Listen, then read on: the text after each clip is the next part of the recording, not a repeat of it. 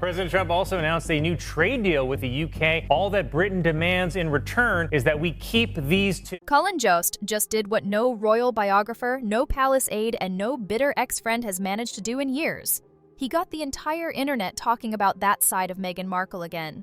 Not the polished duchess, not the podcasting philanthropist, but the version of Meghan the PR machine desperately tried to erase. With one joke on Saturday Night Live, Jost didn't just take a jab. He cracked the illusion wide open. And what spilled out? Yacht girl photos, digital receipts, radio silence from Meghan, and a media storm her team can't spin away. This isn't just about one punchline, it's about what that punchline unlocked. A Christmas photo released by the royal family features a bad Photoshop job where Prince Louis's finger appears to be missing. And this is sweet. Meghan Markle said she has a finger they can use if they need it. A flood of buried timelines, conflicting personas, and a past that refuses to stay scrubbed. Meghan is furious, Harry's reportedly retreating, and Hollywood? They're backing away like it's radioactive. Let's break down exactly how a late-night joke just torpedoed the Markle brand, and why this time there might be no comeback. It started with a smirk. Colin Jost locked eyes with the camera on Saturday Night Live and dropped a line so sharp it probably sent Meghan's publicist into cardiac arrest. Apparently, one of the terms in Trump's new UK trade deal is that we send Meghan Markle back, but only if she deletes her entire Instagram again. King Charles will visit Kenya next week, where he is expected to acknowledge Britain's role in the slave trade and unfortunately attempt to return Meghan. Cue the laughter, cue the memes, cue Meghan Markle allegedly smashing a wine glass in Montecito. Because this wasn't just another late-night jab, it was a calculated strike. A comedian on one of the world's biggest stages mocking her, not for being a misunderstood royal, not for stepping away from the crown, but for being a brand. And worse, a brand with skeletons rattling inside digital closets just waiting for a chance to break free. See, that joke didn't come out of nowhere. It wasn't random, it was a signal, a cultural permission slip. Colin didn't name-drop Meghan to be edgy. He did it because the tide has turned. It's unbelievable how she created this whole racial firestorm for the royal family. She sat with Oprah. She clearly injected the issue of race. They were concerned about the color of my baby's skin. Turned out to be BS, among her other racism claims. The media no longer shields her. Audiences aren't buying the polished persona. And comedians? They smell blood. And once comedy enters the chat, it's game over. Because you can sue tabloids, you can spin headlines, you can even cry racism on talk shows. But you can't sue a punchline. You can't PR your way out of mockery. Once the public starts laughing at you, not with you, the narrative belongs to them now. And behind that laughter, a whisper. One word, echoing louder with every retweet. Yacht. The joke was the spark. But the fire? That started days earlier, when those photos began creeping back onto the internet like ghosts that refused to stay buried. There's a war room, apparently, in England, where they're trying to figure out what to do. Oh, really? I heard did you hear about that? No. Yes. There's a war room. I think I the Royals. The Royal War Room. They're about to go to war. A sunlit yacht. Flutes of champagne. A circle of powerful, well-connected men. And in the center of it all, a woman who looks uncannily like Meghan Markle in her pre-Duchess days, draped in designer swimwear and the kind of casual opulence that doesn't scream vacation. It whispers access. Was it her? The photos weren't labeled, no official watermark. But to the caffeine-fueled army of Reddit sleuths and TikTok analysts, that didn't matter. They dove in. Matching jewelry, comparing posture, even measuring the angle of sunlight to prove the timestamp. Turns out Prince Harry and Meghan Markle will still get paid millions of dollars for doing absolutely nothing. This wasn't a blurry Bigfoot sighting. It was crystal clear. Too clear. And here's where things got messier. This wasn't Meghan circa 2004 on a spring break bender. These images lined up suspiciously close with her early Suits fame, the very moment she was rebranding herself into wellness royalty. Back then, her online presence was all green juice and gratitude posts, inspirational quotes and curated causes, But if these photos are what they appear to be, that image fractures. Badly. Because suddenly, this isn't a love story. It's a networking playbook. This isn't fate. It's strategy. And Meghan's fairy tale starts to look a whole lot less magical. And a lot more transactional. If you came up with the picture of an annoying, insufferable white woman, it would be Meghan Markle, even though she's not white. The yacht girl narrative didn't disappear. It just waited, patiently, in the shadows, until Colin Jost dragged it under a spotlight no PR team could outrun. Once those yacht photos re-emerged, the internet did what it always does. It pounced. Within hours, the images were plastered across Reddit threads, dissected in TikTok breakdowns, and freeze-framed in YouTube exposés. The consensus? If it wasn't Meghan Markle, it was her doppelganger with a PhD in mimicking her body language, fashion choices, and jewelry down to the millimeter. But what really flipped the switch wasn't just the visual. It was the timing. Yeah, they were very worried about their safety, which I get that aspect of things. After 6 episodes, I wanted to attack them. These weren't relics from a blurry college party or a wild Vegas weekend. These lined up perfectly with Meghan's rise, that calculated transformation from cable actress to social justice duchess, the time when she was building a clean girl brand, pushing self-love manifestos, and aligning herself with causes that sold her as a feminist icon with a heart of gold. So what happens when that polished narrative collides with images of her sipping rosé on a billionaire's yacht surrounded by elite power brokers? Simple. The story breaks. And not just online, in real life. Because when that kind of contradiction goes viral, it doesn't just stay in comment sections. It ends up in boardrooms, in press briefings, in late-night monologues. And I used to not like Meghan Markle, but now I'm a fan. I don't know. I think she's funny. I think every time she drops one of these archetype podcasts, she sounds very breathy and she sounds like an actress. And we know that rather than her talking about something awesome that happened in her life, because her life is pretty awesome, right? For a D-list actress, she's now married to a prince. Suddenly, Meghan's past isn't a private evolution. It's a public investigation. And the worst part? The more people zoomed in, the more cracks they saw. Dates that didn't line up, public appearances that conveniently disappeared, interviews that contradicted earlier versions of events. One viral photo reopened a sealed vault, and this time, no amount of media coaching could lock it back up. The moment the photos hit the internet, the digital detectives clocked in. Reddit forums lit up like a crime scene.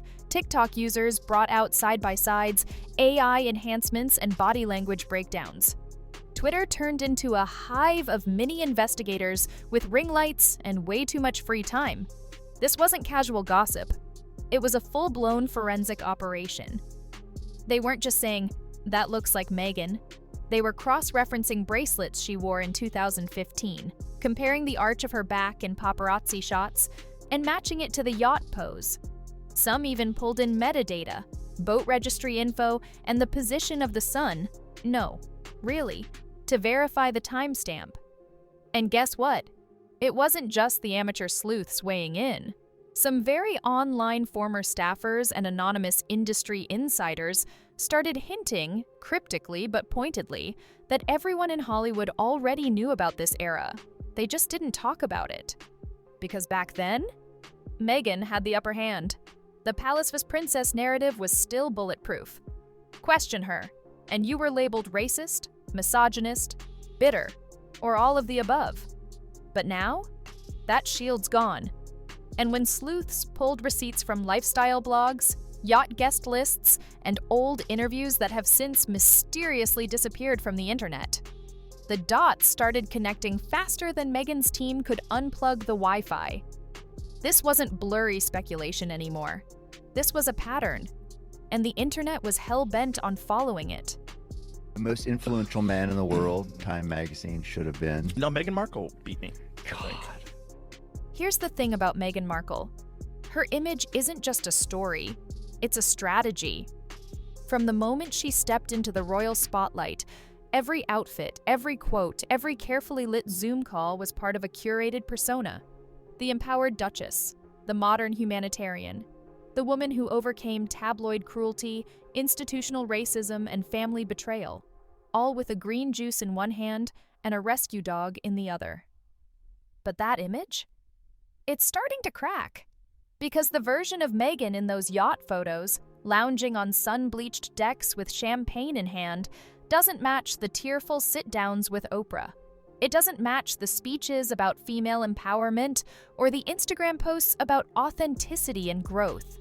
It doesn't match the brand. And that's the real problem. It's not about whether Meghan ever partied on a yacht. It's about the fact that her entire public persona is built on the idea that she never did. That she was always the underdog, the outsider, the victim of elitism. Not someone who might have been networking her way through elite circles long before she accidentally met a prince. So now, when that clean girl, humanitarian image gets put side by side with leaked images from another world, a shinier, more transactional world, the illusion shatters. Because once people stop believing in the brand, they start questioning everything. Here's where it gets deafening. Meghan Markle said nothing. No tweet, no legal threat, no vague Instagram quote about storms and healing. Just silence. And in today's media cycle, that silence isn't classy. It's suspicious. Because let's be real, Meghan's team has never hesitated to clap back. She is the most insecure person I have seen in the public eye in a long time. That is why everything had to be perfectly curated. She's sued tabloids for less. She's corrected headlines, challenged gossip, and released multi-paragraph statements over a single misunderstood podcast quote. So when grainy but clear yacht photos go viral, and she says nothing, that's a red flag the size of Buckingham Palace. Even her defenders are fumbling. Usually they flood Twitter with think pieces about racism, misogyny, and unfair treatment. But this time, crickets. Because you can't cry victim when the photos look like vacation brochures for Monaco. You can't preach struggle and service when the timeline starts looking like a resume of connections, not causes. And here's the brutal truth. When your entire narrative is built on being misrepresented and you won't clarify the one thing that could allegedly clear your name, people stop giving you the benefit of the doubt. No denial, no statement, just a growing mountain of receipts and a press team that's suddenly out of office. For years, Meghan Markle had the golden shield, public sympathy. Every attack was painted as jealousy, every question framed as racism, every critic dismissed as a bitter royalist or misogynist. And for a while, it worked. She was the wronged woman, the Hollywood outsider trying to survive in a cold British monarchy. But now, that narrative's cracking. The very same media outlets that once called her brave, disruptive, and trailblazing are switching tones. Articles are starting to use words like inconsistent, overproduced, and the big one, inauthentic. Why? Because people are seeing the disconnect. You can't build a brand on empowerment while scrubbing your past. You can't tell the world you were silenced, then silence anyone who brings up before the crown. And most of all, you can't sell relatability when your history's dripping in exclusivity and yachts. They're ridiculous after that. They want it both ways. You know, you can't be, these people were so mean to us and poor us, and we don't want all this attention, and then let me write a book about how much we don't want attention. It's not that the public suddenly turned mean. It's that they feel misled. And Meghan's biggest fear? It's not hatred, it's mockery. Because hate can be spun into sympathy.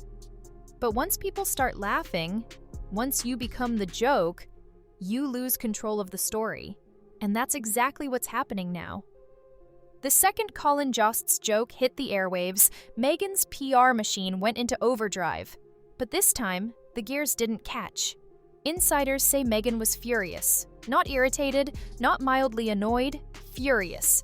The kind of fury that clears calendars and sends assistants scrambling. She reportedly reached out to media contacts, demanding they refocus coverage on her philanthropic work, urging them to highlight her impact, her activism, her brand mission. But it was already too late. The narrative had escaped the building. The photos had gone viral, the memes were circulating, the jokes were clipped, captioned, and looped on TikTok like wildfire. And here's the brutal truth. Once the internet starts laughing, it doesn't stop to check for press releases. Even her usual fallback, the humanitarian shield, fell flat. Because you can't distract from Yacht Girl allegations by launching another vaguely defined storytelling initiative. Not when the public's busy cross-referencing your old interviews, matching your jewelry to leaked photos, and overlaying timelines that no longer add up. This time, the backlash wasn't driven by tabloids or palace leaks, it was crowdsourced. Built by thousands of users armed with screenshots, receipts, and years of pent-up skepticism. Meghan wasn't just facing a scandal, she was facing a digital reckoning. And her go-to tactics? They bounced right off. The sympathy narrative? Exhausted. The legal threats? Ineffective. You can't sue a punchline. The victim framing? Hard to sell when the yacht photos look more Monaco than mistreated. Like, what's this girl, Meghan Markle? Just complaining. I was like, didn't she hit the light-skin lottery? Acting all dumb like she don't know nothing. I had no idea how racist they were. It's the royal family. They're the original racists. Some of that shit she went through was not racism.